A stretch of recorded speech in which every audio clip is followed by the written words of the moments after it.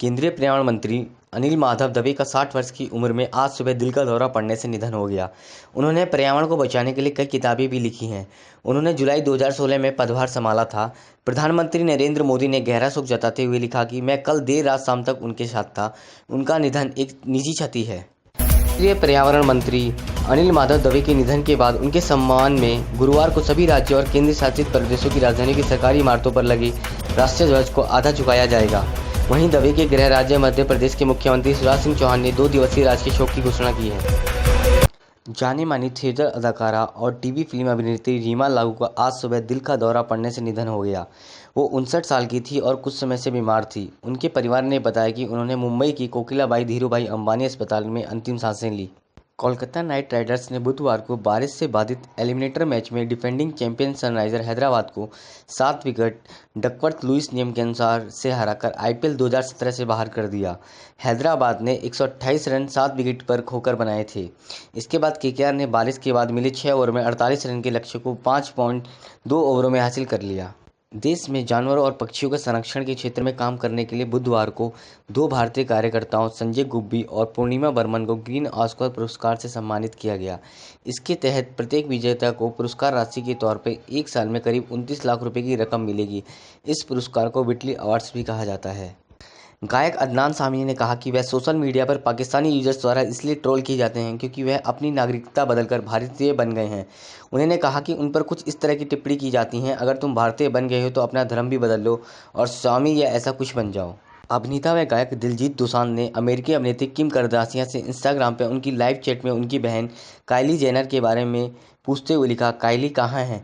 दिलजीत पहले भी काइली के इंस्टाग्राम पोस्ट पर कमेंट कर चुके हैं। सुंदर वाशिंगटन ने वानखेड़े स्टेडियम में मंगलवार को राइजिंग पुणे सुपर जायंट और मुंबई इंडियंस के बीच हुए पहले क्वालिफायर में man of the match award जीता और आईपीएल रिकॉर्ड बनाया। 17 वर्षीय वाशिंगटन आईपीएल में अवार्ड जीतने वाले सबसे युवा खिलाड़ी बन गए।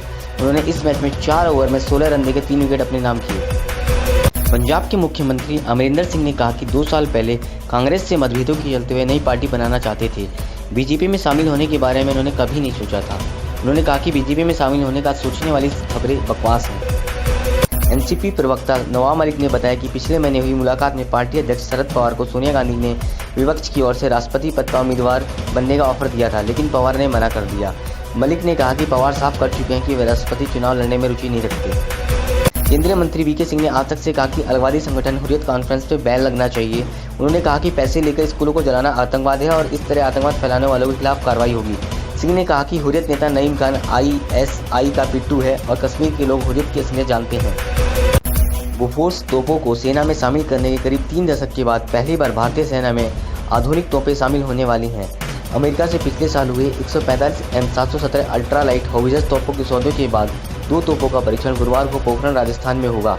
इसके बाद 2021 तक सभी तोपें सेना में शामिल हो जाएंगी। औरंगाबाद में बुधवार को पुलिस ने शिवसेना पार्षद सीताराम सूरे के घर में बैठकर परीक्षा दे रहे साई इंजीनियरिंग कॉलेज के कम से कम 26 विद्यार्थियों को गिरफ्तार किया, जिनमें 3 छात्राएं भी शामिल हैं। ये सिविल इंजीनियरिंग के दूसरे वर्ष के छात्र हैं जो 2 मई को आयोजित हो चुकी परीक्षा का पेपर दोबारा लिख रहे थे।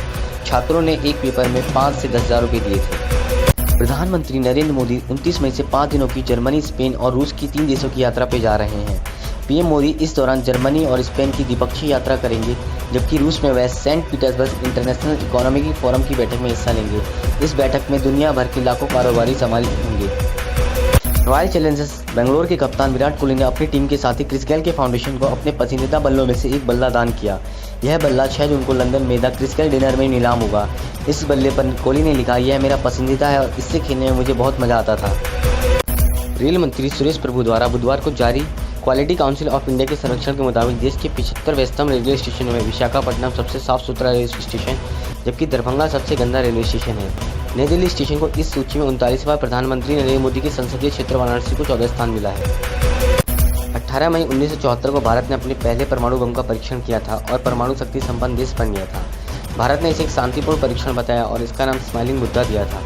परीक्षण के बाद अमेरिका ने भारत पर परमाणु सामग्री और ईंधन की आपूर्ति रोकने समेत कई प्रतिबंध लगाए थे। फूड डिलीवरी ऐप जोमेटो ने गुरुवार को बताया कि उसके डेटाबेस से लगभग 1.7 करोड़ यूजर्स की डेटा चोरी हो गए, जिसमें यूजर्स की ईमेल आईडी और पासवर्ड जैसी जानकारियां शामिल हैं। जोमेटो ने बताया कि यूजर्स की भुगतान या क्रेडिट कार्ड संबंधी जानकारियां लीक नहीं हुई हैं। वहीं चोरी के बाद कंपनी ने सभी प्रभावित यूजर्स के पासवर्ड रीसेट कर दिए। फॉर्च्यून मैगजीन की रिपोर्ट की आगामी पुस्तक के अनुसार उबर के सीईओ ट्रेविस कलानिक ने पिछले साल टेस्ला के सीईओ एलन मस्क को सेल्फ ड्राइविंग कारों पर साझेदारी का प्रस्ताव दिया था। कलानिक ने बताया कि मस्क ने कहा कि हम जो बेहतर करते हैं वही करना चाहिए, वरना सब बर्बाद हो जाएगा। तब मुझे लगा कि टेस्ला प्रतिस्पर्धा कर रही है। सांसद प्रभुनाथ सिंह को गुरुवार को हजारीबाग कोर्ट ने 22 साल पुराने विधायक अशोक सिंह हत्या मामले में दोषी ठहराया। 30 मई को उनको सजा सुनाई जाएगी। हालांकि उन्हें गिरफ्तार करके जेल भेज दिया गया है।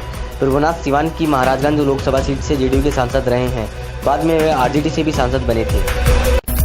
बतौर reports engineering company Larsen and टर्बो L and T IT company L and T technology March 2018 तक 2500 भारतीयों को नौकरी दे सकती है। वहीं कंपनी की एचआर अधिकारी पनीश राव ने बताया कि इस वित्तीय वर्ष में शुरुआती स्तर पर कंपनी 20% तक वेतन बढ़ा सकती है। भारत में कंपनी के 8,750 से ज़्यादा कर्मचारी हैं। बिटकॉइन एक डिजिटल करेंसी है जो किसी बैंक या सरकार से संबंधित नहीं होती है। बिटकॉइन ट्रांजैक्शन का कोई ब्यौरा नहीं होता है और इसकी यूजर्स बिना कोई जानकारी दिए पैसे खर्च कर सकते हैं। बिटकॉइन कई मुद्राओं में परिवर्तित की जा सकती है। अधिकांश साइबर हैकर्स बिटकॉइन में फिरौती मांगते हैं क्योंकि इसके खाताधारकों का पता लगाना आसान नहीं है। ब्रांड फाइनेंस की टॉप 100 मूल्यांकन भारतीय ब्रांड की सूची में टाटा 87,220 करोड़ मूल्यांकन के साथ वित्त वर्ष 2016-17 में सबसे मूल्यांकन ब्रांड रहा। इस सूची में एयरटेल दूसरे, LIC तीसरे, इंफोसिस चौथे और SBI पांचवें स्थान पर रहे। वहीं फ्लिपकार्ट का ब्रांड मूल्यांकन 103% से बढ़कर 3,457 करोड़ रहा और यह सूची में सबसे तेजी से बढ़ता ब्रांड बना। 2017 में विंडो की कई चूक रिलीज करने वाले द शैडो वॉकर्स ग्रुप ने आने वाले महीनों में कई और हैकिंग टूल्स लीक करने की धमकी दी है। ग्रुप द्वारा लीक गई एक चूक का फायदा उठाकर वानाक्राई रैंसमवेयर ने 150 देशों में साइबर हमला किया है। बतौर ग्रुप उन्होंने ये टूल अमेरिकी खुफिया एजेंसी से चुराए थे। ऑस्ट्रिया की संसद ने एक नए कानून को मंजूरी दे दी है जिसके तहत सार्वजनिक स्थानों पर बुर्का पहनने और कुरान बांटने पर रोक होगी। इसके अलावा सभी शरणार्थियों को इंटीग्रेशन कार्यक्रम में हिस्सा लेना होगा जिसमें वो जर्मन भाषा और देश के नियम कानून सीखेंगे। दरअसल 2015 तक ऑस्ट्रिया में मुस्लिमों की आबादी करीब 6 लाख थी। अमेरिकी राष्ट्रपति डोनाल्ड ट्रंप ने कहा कि इतिहास में विशेषकर मीडिया ने किसी राजनेता के साथ इतना बुरा बर्ताव नहीं किया जितना उनके साथ किया है। एक रिपोर्ट के अनुसार ट्रंप ने पूर्व FBI प्रमुख जेम्स कॉमी को रूस के संबंधों के आरोप के चलते हुए पूर्व राष्ट्रीय सुरक्षा सलाहकार माइकल फ्लिन के खिलाफ जांच खत्म करने को कहा था। आयकर विभाग ने टैक्स नहीं चुकाने वालों को शर्मिंदा करने की अपनी रणनीति के तहत गुरुवार को दिल्ली की ऐसी 5 कंपनियां और कई लोगों के नाम प्रकाशित किए हैं जिनके ऊपर 10 करोड़ से अधिक का टैक्स बताया है। गौरतलब है कि आयकर विभाग अब तक भारी बकाया वाली 96 कंपनियों और लोगों के नाम सार्वजनिक कर चुका है। दिल्ली का राजपथ नगर बस स्टॉप राष्ट्रीय राजधानी का पूरी तरह एयर कंडीशन बस स्टॉप बन गया। इसी बनाने वाली कंपनी डेक्कन इंडिया ने कॉर्पोरेट सोशल रिस्पॉन्सिबिलिटी के तहत यह कार्य किया। इसी ठीक ढंग से काम करे इसके लिए बस स्टॉप को प्लास्टिक सीट से पूरी तरह ढका गया है। रक्षा मंत्री अरुण जेटली ने बुधवार को जम्मू कश्मीर में सुरक्षा व्यवस्थाओं की समीक्षा की और इस दौरान सेना प्रमुख बिपिन रावत समेत सेना के सभी प्रमुख अधिकारी मौजूद रहे। जेटली ने सुरक्षा बलों की सीमा के आसपास के इलाकों में कड़ी चौकसी बनाए रखने के निर्देश दिए। उन्होंने लगातार चुनौतियों का सामना कर रहे सैनिकों की सराहना भी की। अनिल माधव दवे के निधन के बाद केंद्रीय विज्ञान एवं प्रौद्योगिकी और पृथ्वी विज्ञान मंत्री डॉक्टर हर्षवर्धन को फिलहाल पर्यावरण व वन मंत्रालय का अतिरिक्त प्रभार सौंपा गया। इससे पहले केंद्रीय मंत्री जितेंद्र सिंह ने बताया कि दवे का निधन हृदय गति रुक जाने की वजह से हुआ है। दवे गुरुवार सुबह 7:30 बजे अपने आधिकारिक आवास पर मृत पाए गए।